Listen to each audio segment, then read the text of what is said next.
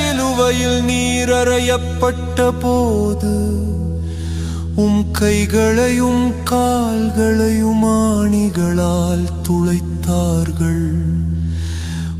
திருக்காயங்களால் நீர் எங்கள் காயங்களை குணமாக்கினீர்.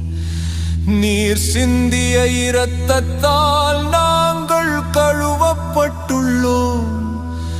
அவமான சின்னமாக்கிய சிலுவையை நீர் மீட்பின் கருவியாக்கியது போல நாங்களும் எங்கள் துன்ப துயரங்களை சிலுவையோடு இணைத்து மீட்பின் பலன்களை இடைவிடாது துய்த்து அனுபவித்திட எங்களுக்கு அருள்வீரா.